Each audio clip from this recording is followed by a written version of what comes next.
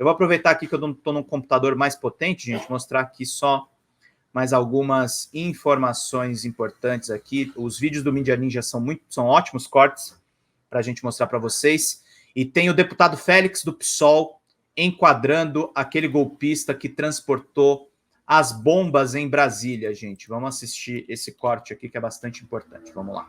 Os diversos vídeos do senhor mostram uma relação do senhor com o ex-presidente Bolsonaro, né? E o senhor, na convocação que o senhor fez para o dia 12, na Alvorada, o senhor afirma, abre aspas, que o presidente autorizou tal convocação.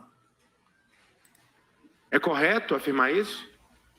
Não vou responder, deputado. Não vai responder? Não, senhor. Tá, então, que assim, é porque o senhor se diz jornalista e eu vi que o senhor tem formação na área, porque teve outras pessoas, eu digo isso, faço uma ressalva, que tem outras pessoas que vieram aqui e se auto-intitularam jornalistas e não eram, né? Porque a gente sabe que esse mundo das redes sociais acaba fazendo com que as pessoas se sintam algo que não necessariamente elas são. Não estou dizendo que é o caso do senhor, porque não é. O senhor tem formação na área, né? Então, a minha pergunta é, o senhor se auto-intitula jornalista, mas o senhor também fazia convocações para atos. Então, o senhor tinha uma posição muito clara externada ali.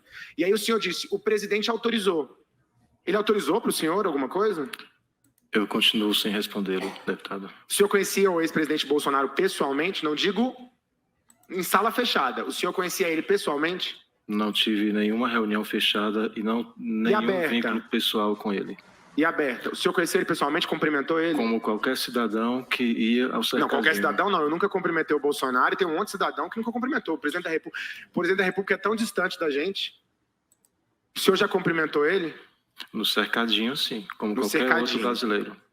Qualquer brasileiro, não. Porque eu e muitos brasileiros não fomos no cercadinho. Eu nunca cumprimentei presidente nenhum no cercadinho. Eu imagino que tem muita gente aqui que também não tenha cumprimentado. Nem o Lula eu cumprimentei direito. E olha que eu votei no Lula, entendeu? Então não é simples assim cumprimentar um presidente da República, não. Para chegar perto, tem que ter um certo nível, né, de acesso ali. Mesmo no cercadinho, a gente sabe que era um grupo específico que ficava ali, né? O senhor obteve algum tipo de renda na convocação para o dia 7 de setembro de 2021? Não, senhor. E o senhor ajudou na convocação, correto? Fazendo meu trabalho profissional. O senhor ajudou a convocação como jornalista ou como militante daquele grupo político? Eu não militava ali no local, eu trabalhei como jornalista. Não, na convocação, nos vídeos que o senhor chama as pessoas para o 7 de setembro. O senhor era jornalista na convocação? Eu vou ficar sem respondê-lo. Ah, tá certo. Não, só para a gente saber até onde é jornalismo, até onde é militância, né? Porque eu acho que é importante.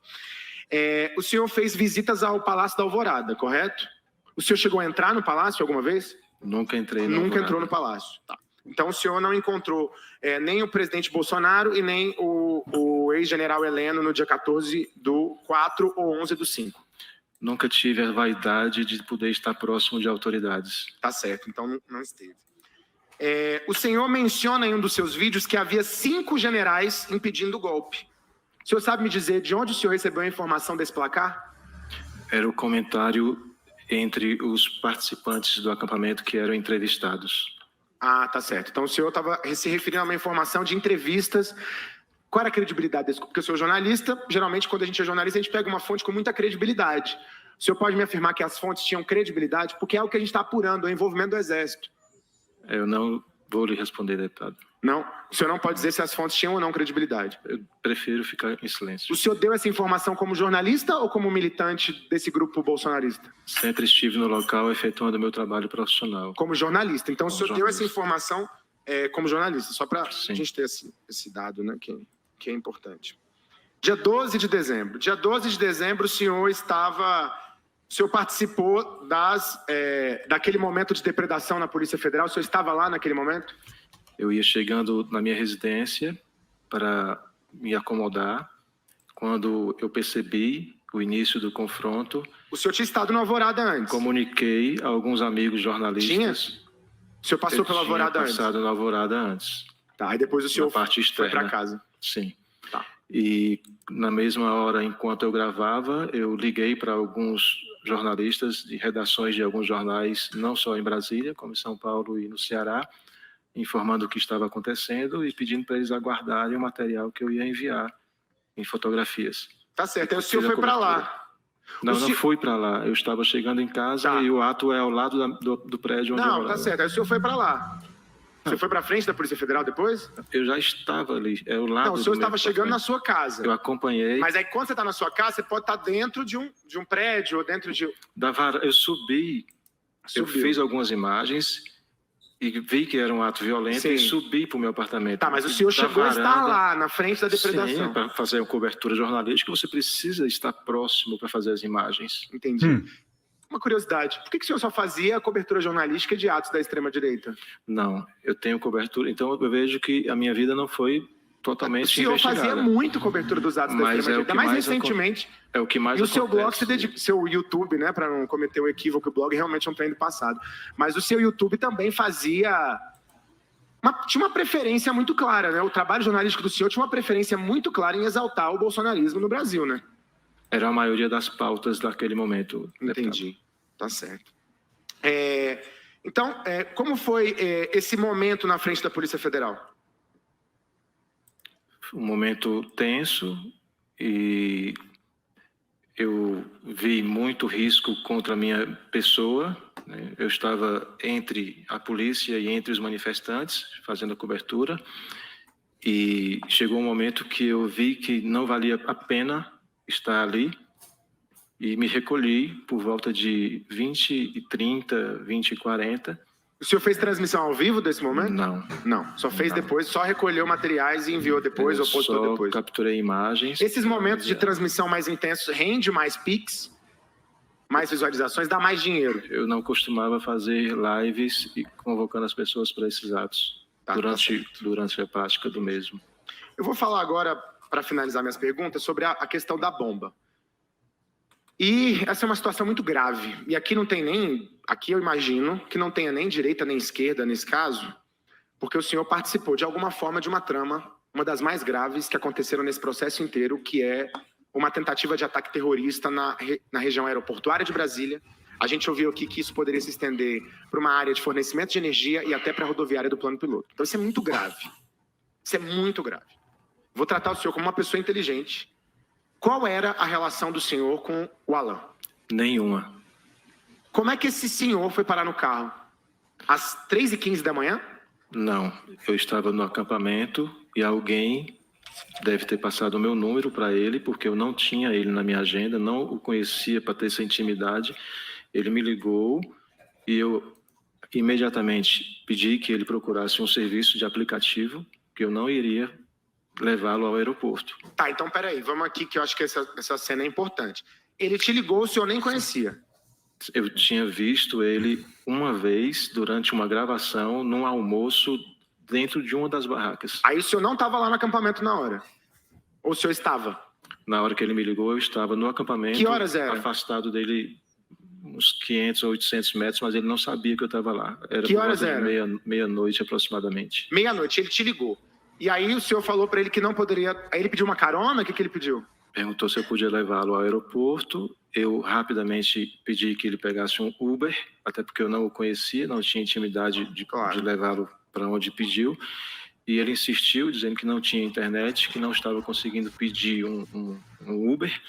E aí foi quando eu pedi a opinião de uma pessoa que estava ao meu lado, e ela disse, não, eu sempre o vejo aqui, ele é de Belém, eu não vejo problema você levá-lo. Você pode identificar essa pessoa para nós, o nome? Porque lá nós tínhamos pessoas de todo o Brasil. Tá, então alguém recomendou para o senhor dar a carona para o senhor Alan? Sim. O senhor não lembra quem é? Não lembro. Alguém que estava do seu lado passando na hora e o senhor confiou? Passando não, a gente estava ali conversando no local. E aí o senhor resolveu, generosamente, dar essa carona até o aeroporto, para o Homem-Bomba. Eu sempre tive esse perfil de ajudar as pessoas sem sem desconfiar das pessoas. Entendi. E aí o senhor deu carona para o Homem-Bomba até a região aeroportuária? Ele, a princípio, pediu que eu levasse e deixasse ele no aeroporto. Então, ele me convenceu, dizendo que não tinha internet. Só uma dúvida, que horas vocês foram em Taguatinga? Foi antes ou depois do aeroporto? Foi antes. Ah, então primeiro vocês passaram... Eu sou de Brasília, né? Já morei em Taguatinga, muitos anos. Porque para ir para o aeroporto, do QG e Taguatinga, não sei quem é daqui, se pode me ajudar. À direita, né? E aí o senhor foi... É bem à direita mesmo. E aí os senhores foram para Taguatinga... Eu não sabia nem que ali era Taguatinga, porque eu não conhecia. Tá. E aí, mas primeiro ele pediu carona para o aeroporto. Aí ele pediu uma passadinha, um puxadinho em Taguatinga? Ele pediu para eu ir com ele em Taguatinga e eu imaginei que ele fosse buscar alguém que ia viajar com ele. Ah, você imaginou, ele não te falou nada. Não, ele estava no celular. O senhor é uma das pessoas mais generosas que eu já vi. Ele estava no celular conversando com a pessoa e pediu para ir buscá-la. É uma das pessoas mais generosas que eu já vi dando uma carona. Porque o senhor fez uma curvinha em Taguatinga ali e depois o senhor nem sabe o que o senhor foi fazer em Taguatinga. Não, o senhor imagina que o senhor foi lá dar uma carona e voltou para o aeroporto de Brasília com o homem-bomba. Sim. Tá certo. Senhor Wellington, é difícil, né? Porque, assim, eu não acho que o senhor está tratando a gente respeitosamente nesse caso. Eu realmente não acho. Porque, assim, para quem qualquer um que é do DF, aqui não precisa ser da direita, da extrema-direita, quem for aqui, não é possível, que está acreditando nisso. Eu estou um pouco perplexo com esse depoimento, porque a gente sabe quem é o senhor, a gente sabe quais são as posições políticas do senhor. O senhor carregou o homem-bomba que ia explodir o aeroporto de Brasília e que disse aqui, inclusive, a amplitude do que podiam fazer como medidas. E o senhor deu uma carona para o aeroporto que passou por Taguatinga. O senhor deu várias voltas no aeroporto e ele não explicava por que ele não queria descer do carro? Ficar em silêncio, excelência. O senhor disse que ele não explicava, ele ficou dentro do carro do senhor. Isso é uma coisa, assim, para mim está muito óbvio. O que está claro aqui pela condenação, inclusive pelo texto da condenação do Tribunal de Justiça do DF, é condenado. Né, assim, é algo que a gente precisa ter o mínimo de responsabilidade com o que aconteceu. O senhor fugiu para o Paraguai? Prefiro ficar em silêncio, excelência. Qual dia o senhor fugiu para o Paraguai? Permanecer em silêncio. O senhor sabia que tinha uma bomba com o homem desconhecido que o senhor resolveu generosamente dar carona? Teria me recusado a auxiliá-lo se eu soubesse dessa bomba. O senhor sabia que o senhor não sabia o motivo que ele queria passar em Taguatinga, fazer uma paradinha cara do lado em Taguatinga, passeando antes de ir para o aeroporto de Brasília? Fez o Uber Bombs, exatamente. Pessoal, deputados, deputadas, quem está assistindo a gente, isso aqui para mim está muito claro. O senhor, inclusive, chegou a dizer que gravou áudio para seguidores quando estava em fuga, dizendo que havia sido abandonado pelos bolsonaristas. Abandonado por quê? Tinha gente abandonando. Por que agora tem gente insinuando que você era um infiltrado porque o senhor já teve alguma relação com o governo Cid Gomes lá atrás? Por que agora estão insinuando? Por que os bolsonaristas estão insinuando? Então abandonaram mesmo o senhor. Eles abandonaram o senhor porque a versão do senhor não se sustenta de pé. Todo mundo sabe que os últimos anos o senhor se dedicou à direita. Todo mundo sabe que os últimos anos o senhor não se dedicou ao jornalismo, mas a uma militância política no YouTube que era pró-Bolsonaro. É óbvio que aquilo ali era uma militância política, que o senhor convocava para atos, o senhor defendia uma agenda política, era muito óbvio. O senhor foi expulso do sindicato de jornalistas, que aquilo ali não era jornalismo, obviamente, mas daqui a pouco eles vão dizer, podem dizer que o senhor é infiltrado, podem dizer que o senhor já apoiou algum de centro-esquerda, ou de esquerda, ou de centro, de alguém, vão falar da liberdade de expressão. Eu acho que eles vão variar entre uma coisa ou outra.